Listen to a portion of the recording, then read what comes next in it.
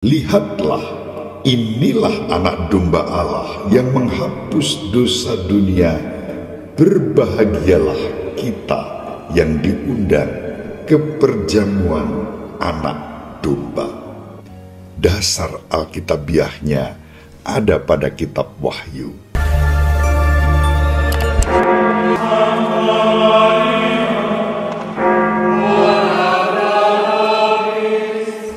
Dominus vobiscum.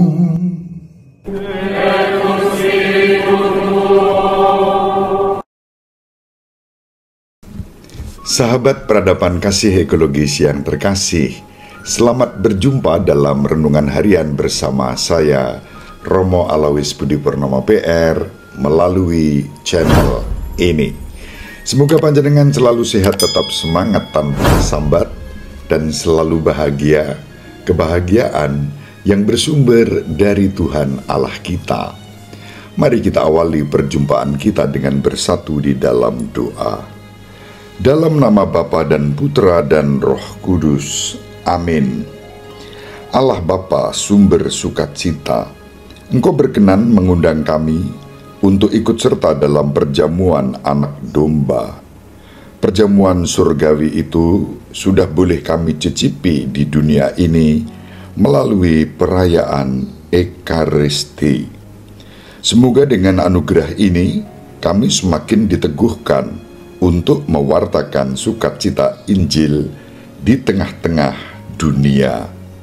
Dengan pengantaraan Tuhan kami Yesus Kristus Putramu yang hidup dan berkuasa bersama Dikau dalam persatuan Roh Kudus, Allah yang Maha Esa, Tritunggal Maha Kudus, sepanjang segala masa. Amin. Dalam nama Bapa dan Putra dan Roh Kudus. Amin. Sahabat peradaban kasih ekologis yang terkasih, kita masih membaca kitab Wahyu. Hari ini kita membaca kitab Wahyu bab 18 ayat 1-2, dilanjutkan ayat 21-23, dan bab 19 ayat 1-3 dan ayat 9a. Aku Yohanes melihat seorang malaikat turun dari surga. Ia mempunyai kekuasaan besar dan bumi menjadi terang karena kemuliaannya. Ia berseru dengan suara nyaring, katanya, sudah robohlah Babel, kota besar itu.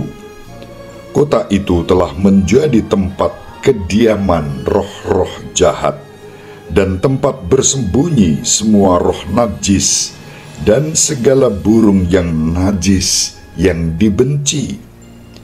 Dan tampaklah seorang malaikat yang kuat mengangkat sebuah batu sebesar kilangan, lalu melemparkannya ke dalam laut, katanya, demikianlah Babel, kota itu akan dicampakkan dengan keras ke bawah dan takkan diketemukan lagi. Suara para pemain kecapi, para penyanyi, para peniup seruling dan sangkakala takkan terdengar lagi di dalammu. Tak seorang pun ahli kesenian akan ditemukan lagi padamu. Pun suara kilangan takkan terdengar lagi di dalammu. Cahaya lampu takkan bersinar lagi, dan suara pengantin pria dan mempelai wanita takkan kedengaran lagi di dalammu. Sebab para pedagangmu adalah pembesar-pembesar di bumi, dan oleh ilmu sihirmu semua bangsa disesatkan. Kemudian aku mendengar seolah-olah ada suara yang nyaring, seperti suara himpunan besar orang banyak di surga, katanya, Haleluya, keselamatan dan kemuliaan dan kekuasaan ada pada Allah kita. Sebab besar dan adillah segala penghakimannya. Sebab dialah yang telah menghakimi pelacur besar itu yang merusak bumi dengan percabulannya. Dialah yang telah membalas darah hamba-hambanya kepada pelacur itu. Dan untuk kedua kalinya mereka berkata, Haleluya, ya, asap kota Babel naik selama-lamanya. Lalu malaikat itu berkata kepadaku, tuliskanlah, berbahagialah mereka yang diundang ke perjamuan nikah Anak Domba. Demikianlah sabda Tuhan. Syukur kepada Allah. Sahabat peradaban kasih ekologis yang terkasih, sekarang kita baca Injil Lukas bab 21 ayat 20 sampai 28. Yesus berkata kepada murid-muridnya, apabila kalian melihat Yerusalem dikepung oleh tentara, ketahuilah bahwa keruntuhannya sudah dekat. Pada waktu itu, orang-orang yang berada di Yudea harus melarikan diri ke pegunungan. Orang-orang yang ada di dalam kota harus mengungsi, dan orang-orang yang berada di pedusunan jangan masuk lagi ke dalam kota. Sebab itulah masa pembalasan, dan genaplah semua yang tertulis. Celakalah para ibu yang sedang hamil atau yang sedang menyusui bayi pada masa itu, sebab kesesakan yang dahsyat akan menimpa seluruh negeri, dan murka akan menimpa bangsa ini. Mereka akan tewas oleh mata pedang, dan diangkut sebagai tawanan ke segala bangsa. Yerusalem akan diinjak-injak oleh bangsa-bangsa yang tidak mengenal Allah, sampai genaplah zaman bangsa-bangsa itu. Dan akan tampaklah tanda-tanda pada matahari, bulan, dan bintang-bintang. Bangsa-bangsa di bumi akan ketakutan dan bingung menghadapi deru dan gelora laut. Orang akan mati ketakutan karena cemas berhubung dengan segala sesuatu yang menimpa bumi ini, karena kuasa-kuasa langit berguncangan. Pada waktu itu, orang akan melihat Anak Manusia datang dalam awan dengan segala kekuasaan dan kemuliaannya.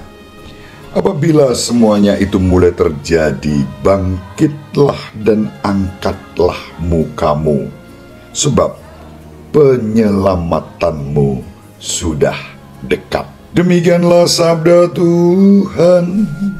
Terpujilah Kristus. Sahabat peradaban kasih ekologis yang terkasih, baik bacaan yang pertama maupun Injil pada hari ini bicara tentang kehancuran Yerusalem. Dalam Injil kita membaca ketika Yesus menyampaikan khotbahnya tentang akhir zaman, Yesus meramalkan kejatuhan Yerusalem di masa mendatang dan kehancuran bait suci. Peristiwa-peristiwa ini merupakan gambaran dari peristiwa historis yang terjadi pada tahun 70 Masehi. Peristiwa yang akan terjadi pada akhir zaman, tetapi juga peristiwa yang akan menimpa kehidupan setiap orang yang percaya kepada Kristus, yang dalam satu kata disebut penganiayaan. Sahabat peradaban kasih ekologis yang terkasih, Tuhan kita Yesus Kristus memberitahu kita dan para muridnya bahwa ketika pasukan mendekati dan mengepung Yerusalem, mereka harus melarikan diri ke pegunungan. Bahkan ketika orang-orang Romawi berbaris menuju Yerusalem, orang-orang Kristen pada zamannya di Yerusalem telah mengindahkan sabda Yesus, dan mereka melarikan diri ke Pella di daerah Dekapolis. Sahabat peradaban kasih ekologis yang terkasih, kota Pella yang menjadi bagian Dekapolis ada di seberang Sungai Yordan. Kehancuran bait suci menunjukkan pergolakan kosmik yang akan menyertai akhir zaman. Apakah mereka yang hidup di masa menjelang kehancuran Yerusalem, atau di abad-abad berikutnya, atau di masa yang akan datang ketika kesengsaraan terjadi sebelum akhir dunia? Para pengikut Yesus diajak untuk menegakkan kepala, angkatlah mukamu dan bangkitlah. Dalam arti kita tidak perlu menjadi takut, khawatir, cemas menghadapi semuanya itu, karena karya keselamatan Tuhan kita Yesus Kristus sudah menjadi nyata dalam diri setiap orang yang percaya kepadanya. Maka kita dipanggil untuk berdiri tegak dan mengangkat kepala, karena penebusan dan pembebasan yang dianugerahkan Tuhan kepada kita, terutama dari belenggu-belenggu dosa, sudah terjadi. Untuk itu dibutuhkan iman, penyerahan diri, yang dalam 3 kata penting dirangkum melalui iman, harapan, dan kasih. Iman, harapan, dan kasih kepada Allah pertama-tama, tetapi juga kasih kepada sesama dan juga kepada alam semesta ini. Sahabat peradaban kasih ekologis yang terkasih, dalam bacaan yang pertama, kembali kita berjumpa dengan simbol. Kitab Wahyu menggunakan simbol-simbol dan gambaran-gambaran untuk mengkomunikasikan nubuatnya tentang akhir zaman. Dalam bacaan pertama, Babel adalah simbolis yang kali ini diberikan kepada Yerusalem. Babel menghancurkan bait suci duniawi. Yerusalem menghancurkan bait suci yang sejati, yaitu Kristus sendiri. Kita baca, nubuat itu sudah disampaikan oleh Kristus dalam Injil Yohanes bab 2 ayat 13 sampai 25. Saat Yesus menyucikan bait Allah, lalu orang-orang ditantang oleh Yesus, robohkan bait suci ini, dan dalam 3 hari aku akan mendirikannya kembali. Suatu nubuat bagaimana pemimpin-pemimpin Yerusalem menghancurkan bait suci, yakni Kristus sendiri. Dan karena itu Yerusalem dalam kitab Wahyu disebut sebagai Babel. Sahabat peradaban kasih ekologis yang terkasih, kalau kita membaca kitab Wahyu bab 18 dan bab 19, kita berjumpa bagaimana Santo Yohanes menunjukkan Kristus yang menggenapi janji-janji Allah dalam perjanjian lama melalui gerejanya, gereja Kristus yang satu, kudus, katolik, dan apostolik, mendapat jawaban di tempat ini. Di dalam gereja mempelai perempuan yang tak bercacat, itulah gereja Kristus. Rencana Allah sejak awal mula tercapai dan kemenangan Kristus terwujud. Kemenangannya atas iblis akhirnya lengkap dan sempurna.